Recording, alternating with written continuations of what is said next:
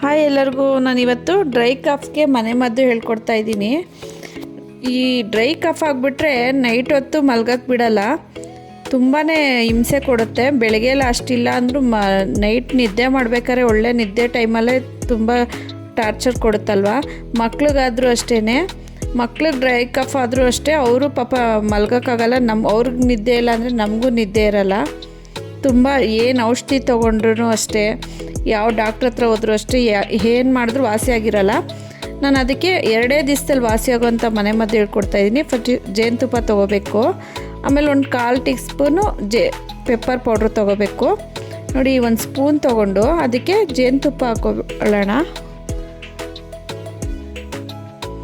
ನೋಡಿ, ಈ ಥರ ಜೇನುತುಪ್ಪ ಹಾಕ್ಕೊಂಡು ಒಂದು 1/4 ಟೀ ಸ್ಪೂನಷ್ಟು ಪೆಪ್ಪರ್ ಪೌಡ್ರನ್ನ ತೊಗೊಂಡು ಮಿಕ್ಸ್ ಮಾಡ್ಕೋಬೇಕು.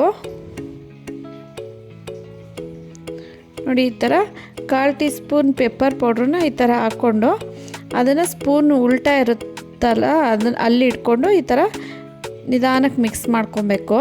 ಇದನ್ನು ಮಿಕ್ಸ್ ಮಾಡ್ಕೊಂಬಿಟ್ಟು ನೈಟ್ ಹೊತ್ತು ಮಲಗ್ತೀವಲ್ಲ, ಆ ಟೈಮಲ್ಲಿ ಊಟ ಆದಮೇಲೆ ಮಲಗಬೇಕಾದ್ರೆ ಈ ಥರ ಇದನ್ನು ತಿನ್ನಬೇಕು. ಈ ಥರ ಮಾಡಿಕೊಂಡು ತಿಂದ ಮೇಲೆ ಏನು ನೀರು ಏನು ಕುಡಿಬಾರ್ದು, ಏನು ತಿನ್ನಬಾರ್ದು, ಬೇರೆ ಏನು, ಹಾಗೆ ಮಲ್ಕೋಬೇಕು. ಬೆಳಗ್ಗೆ ಎದ್ದು ಖಾಲಿ ಹೊಟ್ಟೆಯಲ್ಲೂ ಅದೇ ಥರ ಮಾಡಿ ಒಂದು ಅರ್ಧ ಗಂಟೆ ನೀರು ಹಾಲು ಏನೂ ತೊಗೊಳ್ಬಾರ್ದು. ಆ ಥರ ಮಾಡಿ 2 ದಿವಸದಲ್ಲಿ ನಿಮಗೆ ಈ ಡ್ರೈ ಕಫು ವಾಸಿಯಾಗೋಗುತ್ತೆ. ಇದು ನನಗೆ ಜಾಸ್ತಿ ಯಾವಾಗಲೂ ಡ್ರೈ ಕಫೇ ಆಗೋದು. ನಾನು ಯಾವಾಗಲೂ ಇದೇ ಥರ ಮಾಡೋದು. ನೀವು ಟ್ರೈ ಮಾಡಿ ನೋಡಿ, ತುಂಬ ಒಳ್ಳೆ ಮನೆ ಮದ್ದು ಇದು. ನಿಮ್ಗೆ ಈ ವಿಡಿಯೋ ಇಷ್ಟ ಆಗಿದರೆ ಲೈಕ್ ಮಾಡಿ, ಶೇರ್ ಮಾಡಿ, ಸಬ್ಸ್ಕ್ರೈಬ್ ಮಾಡಿ, ಪಕ್ಕದಲ್ಲಿರೋ ಬೆಲ್ ಬಟನ್ನ ಪ್ರೆಸ್ ಮಾಡಿ. Thank you.